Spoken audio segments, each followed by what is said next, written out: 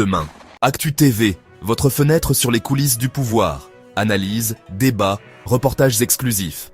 Restez informés des événements qui façonnent notre monde. Actu TV, l'information politique en temps réel. Béninoises et Béninois, chers compatriotes, chers amis des médias, il nous plaît, avant tout propos, de bénir le nom de l'Éternel pour la force quotidienne qu'il nous donne à notre peuple dans son combat pour le développement et pour l'enracinement de la démocratie dans notre pays. Il nous plaît également de saluer la bravoure, la détermination et l'abnégation de notre peuple à continuer de soutenir notre parti, le Parti Les Démocrates. Depuis mars 2024, mois de la dernière relecture opportuniste du Code électoral, nos populations et bien d'autres organisations nationales n'ont pas hésité à soutenir notre combat contre ce code électoral hérétique et dangereux. C'est ainsi que parmi les articles de ce code électoral que nous remettons en cause se trouve l'article 132 nouveau qui stipule à son alinéa 8 ce qui suit. Je cite: nul ne peut être candidat aux fonctions de président de la République ou de vice-président de la République s'il n'est dûment parrainé par un nombre de députés ou de maires correspondant à au moins 15% de l'ensemble des députés et des maires et provenant d'au moins 3/5 des circonscriptions électorales législatives. Un député ou un maire ne peut parrainer qu'un candidat, membre ou désigné du parti sur la liste duquel il a été élu. Fin de citation. Le rappel de cet article du Code électoral et la malice contenue en son alinéa 8 est ce qui est en train de se jouer en ce moment où tout notre peuple a le regard tourné vers le siège national du Parti Les Démocrates. Il serait judicieux de rappeler à notre peuple qu'avant l'entrée en vigueur de ce code, ou du moins qu'avant l'entrée du Parti Les Démocrates au Parlement, le code électoral imposait d'avoir 10% de parrainage parmi les maires et ou les députés afin de pouvoir présenter un candidat à l'élection présidentielle. En portant ce taux à 15%, la majorité au Parlement savait que cela ferait exactement 28 parrains, d'où le nombre juste de parrains que détient le Parti Les Démocrates.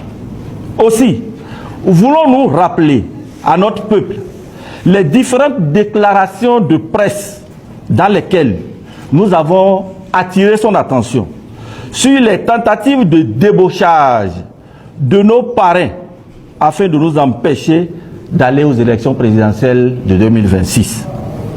Conscient des menaces qui planaient sur nos parrains, le parti a pris toutes les dispositions idoines afin de sécuriser ces 28 parrains. Ainsi, dès l'ouverture du retrait des fiches de parrainage, le 2 septembre 2025 à la Sénat, le parti a organisé le retrait collectif de ces fiches de parrainage.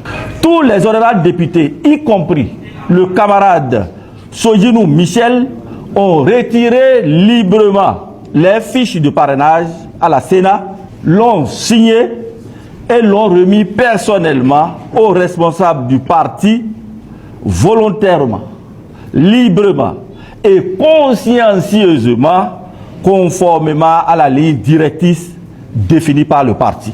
C'est ici le lieu pour nous de saluer tous les députés restés fidèles au parti. Le peuple vous en sait gré. C'est aussi le lieu de saluer tous les hauts responsables du parti, et plus précisément le président du parti, le docteur Thomas Aboni-Yahi, pour son leadership légendaire. Malgré toutes ces dispositions, et même après avoir reçu les 28 parrainages, le président du parti, n'a pas cessé de rappeler aux parrains la nécessité de consolider le groupe et de mettre en exergue l'intérêt supérieur du pays et du parti. Malheureusement, contre toute attente, le lundi 13 octobre 2025, alors que les dispositions du Conseil national de désignation du duo du candidat pour l'élection présidentielle d'avril 2026 se mettaient en place, nous avons été informés que le camarade Michel Sodjinou aurait envoyé un clerc de justice au domicile du président Boni Yayi. Le clerc de l'huissier de justice, venu pour signifier l'acte, est arrivé au domicile du président Boni Yayi le lundi 13 octobre 2025, dans un premier temps, aux environs de 14 heures, avec un document dans lequel la date était du 13 novembre 2025. La remarque de la date erronée lui a été notifiée. Alors, il est retourné au cabinet de son huissier afin de revenir avec un document ayant la bonne date. Il est ainsi revenu autour de 16h10 et a annoncé qu'une audience concernant sa notification s'ouvre au tribunal de première instance de Cotonou à 16h. En le disant, il a jeté le courrier par terre et s'est retourné. Il nous paraît important de relever la désinvolture du clerc à persister, à jeter devant le domicile de l'ancien président l'exploit d'huissier, nonobstant le fait qu'il lui a été notifié qu'un tel document devrait être déposé au siège du parti selon les règles de l'art. En outre, il n'est pas anodin de relever l'extrême diligence dont a fait preuve le tribunal de première instance de Cotonou pour une justice caractérisée par la lourdeur administrative. Ensuite, le tribunal aura agi, conduit le dossier, bien que sa compétence dans le domaine concerné soit de toute évidence sujet à caution. Enfin, l'entrée en scène, voire l'irruption intempestive à la veille de la clôture des candidatures à la présidentielle du député Sodjinou est véritablement suspecte. L'honorable Sodjinou est également devenu le porte-parole de la rupture. Visiblement, son cheval de Troie pour réaliser les desseins funestes du pouvoir, à savoir remettre en cause le leadership du président Boni Yayi, faire du parti Les Démocrates un FCBE bis à la dévotion de la rupture, mettre à sa tête une personnalité capable d'obéir au doigt et à l'œil du pouvoir de la rupture. Ce projet a échoué au congrès de Parakou. Le député Sodji nous parle de régionalisme au sein de notre parti. Si c'était le cas, comment existerait la réalité objective qui est du nord au sud, de l'est à l'ouest? Le Yaïmania du peuple, expression vivante de son amour pour le président Boni Yayi, qui incarne à ses yeux l'unité et la cohésion nationale. En vérité, le sieur Sodjinou est devenu l'instrument du pouvoir pour mettre un frein à la marche victorieuse du Parti Les Démocrates vers un raz de marée aux élections générales de 2026 et singulièrement à la présidentielle d'avril 2026. Le modus operandi concocté de concert avec le pouvoir et la confiscation du parrainage par le canal du tribunal de première instance de Cotonou, dont nous récusons la compétence et le verdict, nous terminerons nos propos par cette adresse solennelle au peuple béninois et à la communauté internationale. La Conférence nationale des forces vives de 1990 a consacré la dévotion du pouvoir par les unes et notre parti y a adhéré. Ce principe sacro-saint de la démocratie se fonde sur le pluralisme politique, la possibilité de tout citoyen jouissant de ses droits civiques et politiques, ainsi que tout parti politique constitutionnellement reconnu de prendre part à la compétition électorale.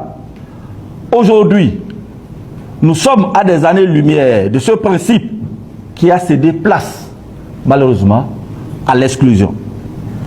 Peuple béninois, comment dans ces conditions faire respecter ta souveraineté dans le choix de tes dirigeants? À cet égard, il a tout mis en œuvre pour exclure le Parti Les Démocrates. La souveraineté appartient au peuple. Il lui reste désormais de savoir comment l'exprimer.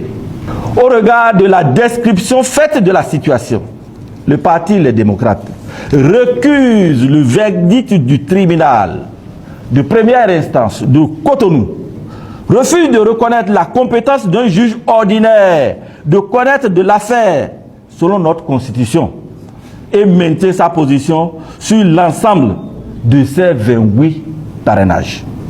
Le Parti des démocrates condamne l'instrumentalisation du sieur Michel Sodjinou dans le seul but de briser le rêve de tout un peuple, à savoir faire participer le duo des candidats du Parti Les Démocrates à l'élection présidentielle de 2026 et la gagner justement.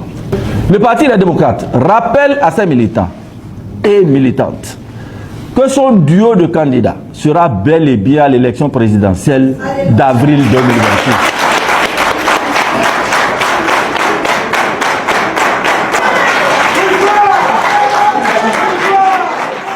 Le Parti Les Démocrates exhorte ses militants et militantes et tout le peuple béninois à la sérénité, à la détermination pour une victoire éclatante en 2026. Vive la démocratie, vive le pouvoir du peuple, Dieu bénisse et garde le Bénin. Je vous remercie.